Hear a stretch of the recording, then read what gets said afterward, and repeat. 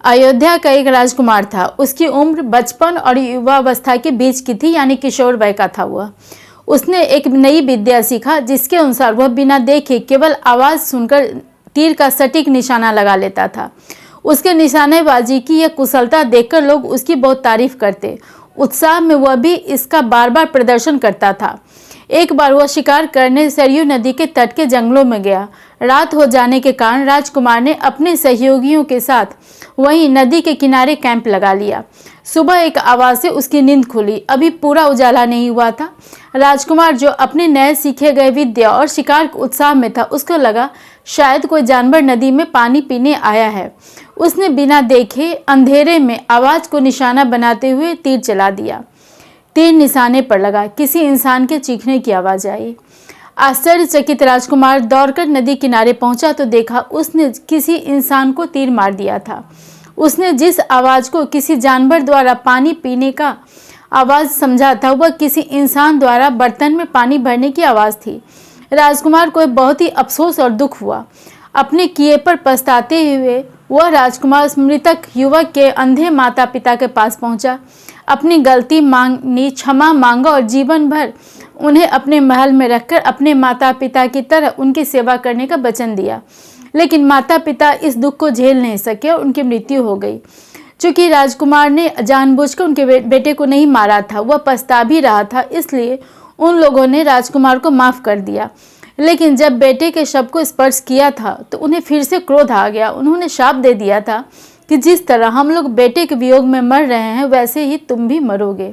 वह राजकुमार बाद में अयोध्या का राजा बना। उसके 4 बेटे हुए और बड़े बेटे राम के वियोग में ही उसकी मृत्यु हुई। यह प्रसिद्ध कहानी है भगवान राम के पिता राजा दशरथ की और उनके द्वारा गलती से श्रवण कुमार की हत्या की। मरने से पहले राजा दशरथ ने अफसोस करते हुए अपनी पत्नी को कहा कि विष जानबूझकर खाया जाए या अनजाने में, लेकिन उसका प्रभाव उतना ही होता है। वैसे ही पाप जानबूझकर किया जाए या अनजाने में, लेकिन उसका परिणाम एक ही होता है। भगवान के पिता तो क्या, स्वयं भगवान भी अपने कर्म के फल से बंधे हुए होते हैं। ऐसी अनगिनत कहानियां हमारे पवित्र ग्रंथों में है। जब किसी व्यक्ति को किसी भी पुण्य के बावजूद उसकी गलती की सजा भुगतनी पड़ी, क्योंकि दुनिया कर्म बंधन पर ही टिका हुआ है। हमारे हिंदू सनातन या वैदिक विचारधारा का एक मौलिक सिद्धांत है यह कर्म बंधन या कर्म फल का सिद्धांत। फिर पाप मुक्त होने की बात कहाँ से आ गई? क्या गंगा स्नान करने से, राम नाम लेने से, कुंभ में स्नान करने से, पाप नाशक स्तोत्र पाठ करने से, या फिर कोई यंत्र लगाने से या किसी और तरीके से पाप खत्म हो सकता है, कर्म बंधन टूट सकता है? वैदिक ग्रंथों में कहीं भी किसी भी प्रायश्चित जैसा कुछ भी नहीं है। हाँ, कुछ ऐसे उदाहरण जरूर मिलते हैं जब किसी को अपने किए गए कर्मों के कारण पश्चाताप होता है और वह पश्चाताप में तपस्या करने चला जाता है। जैसे परशुराम।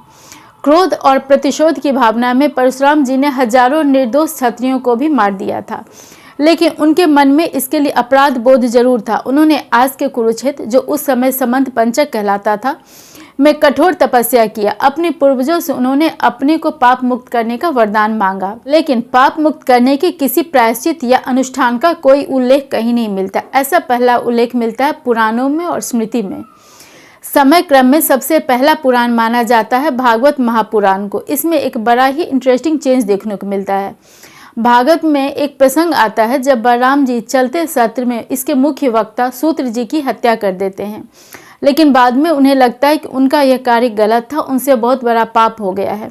वे वहां उपस्थित लोगों से अपने अपराध के लिए खेद प्रकट करते हुए प्रायश्चित के लिए पूछते हैं, लेकिन लोग उन्हें केवल प्रायश्चित करने के लिए नहीं कहते, बल्कि कहते हैं कि आपके कारण हमारे सत्र में विघ्न आया है, इसलिए आप इसे पूरा करने में हम लोगों का सहयोग करें। हम लोग सूत जी के बेटे को उनकी जगह नियुक्त कर अपना सत्र पूरा करेंगे। आप सत्र के पूरा होने तक यहाँ रुककर सत्र की राक्षसों से रक्षा कीजिए और सुनिश्चित कीजिए कि सत्र निर्विघ्न पूरा हो सके। सत्र पूरा होने के बाद आप प्रायश्चित कीजिए, जिसके लिए वे तीर्थ यात्रा, परिक्रमा, जप, यज्ञ, अनुष्ठान आदि बताते हैं। पुराणों से पहले ये विचार था कि आप अपने पापों के परिणाम से बच नहीं सकते। अगर पुण्य करते भी हैं तो उससे पाप खत्म नहीं होगा, बल्कि दोनों का अलग अलग हिसाब होगा। अच्छे कर्मों के अलग और बुरे कर्मों के अलग, दोनों एक दूसरे को बैलेंस नहीं करते हैं। अगर किसी ने अपराध बोध या अपराध के बाद विरक्ति के कारण तपस्या किया तो भी उसके ये दोनों कर्म अलग अलग रहेंगे।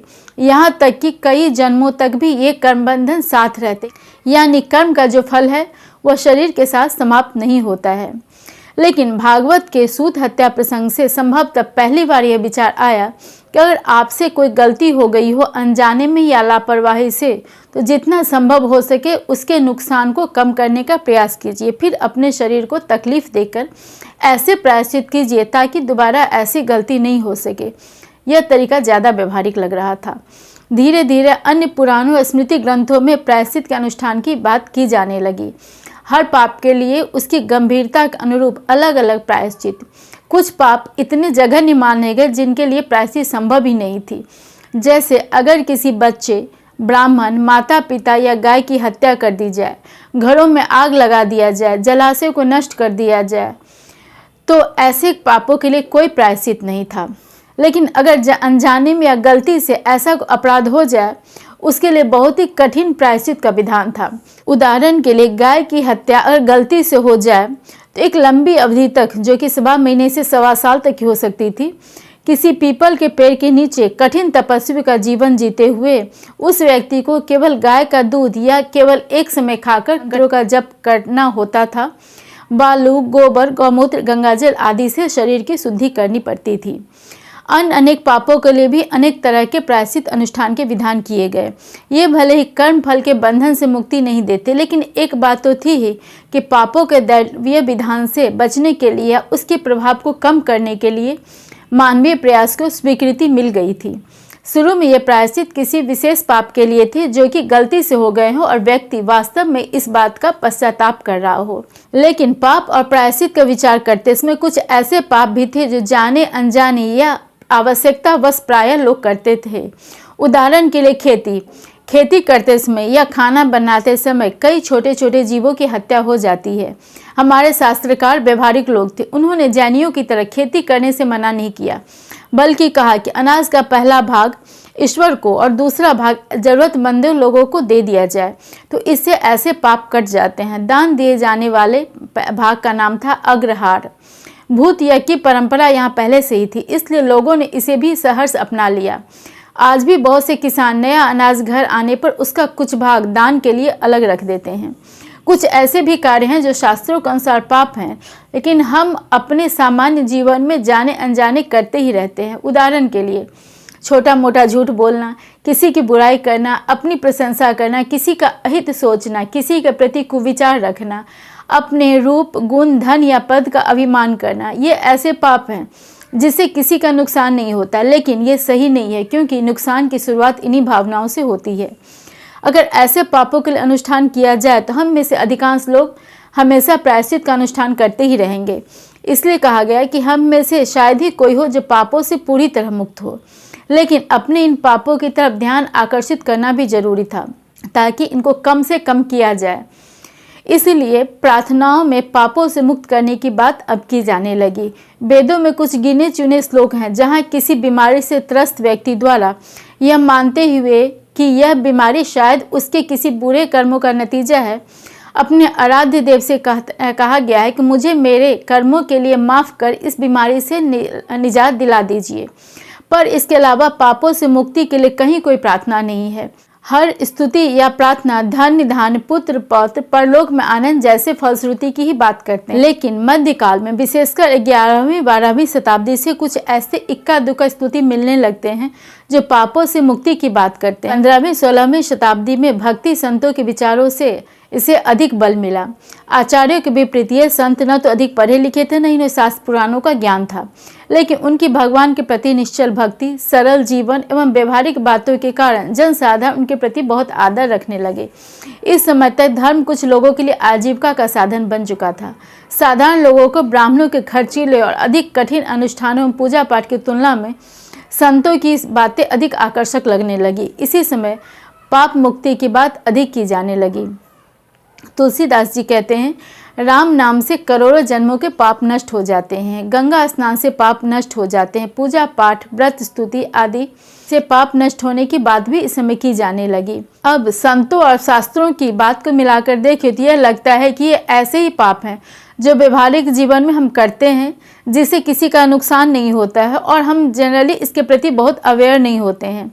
जैसे अपनी प्रशंसा करना, किसी की बुराई करना, छोटा मोटा झूठ बोलना, किसी का अहित सोचना, किसी के प्रति कुविचार रखना, अपने रूप, गुण, धन या पद पर अभिमान करना इत्यादि। ये छोटे मानसिक पाप हैं, लेकिन इनके प्रति भी अवेयर होना जरूरी है। इसलिए शास्त्रों में इस पाप की भी बार बार चर्चा की गई है। इनके लिए कोई प्रायश्चित नहीं है। इनके लिए गंगा स्नान, राम नाम जैसे पूजा पाठ, जप तप हैं। लेकिन कोई बड़े पाप जिसे किसी को तकलीफ होता हो, उसके लिए न तो प्रायश्चित हैं और न ही किसी पूजा पाठ या किसी भी तरह से उनको खत्म किया जा सकता है। वास्तव में जो कर्म बंधन है, कर्म बंधन का सिद्धांत है कि हमें अपने कर्म का जो है वो फल भुगतना ही पड़ेगा, इस जन्म में नहीं तो अगले जन्म में कभी न कभी। वो हमारे हिंदू संस्कृति का, हमारी सनातन संस्कृति का मूल भाग है और किसी भी स्नान से, किसी भी पूजा पाठ से इस बंधन को तोड़ा नहीं जा सकता है और ऐसे पापों से मुक्ति भी संभव नहीं है।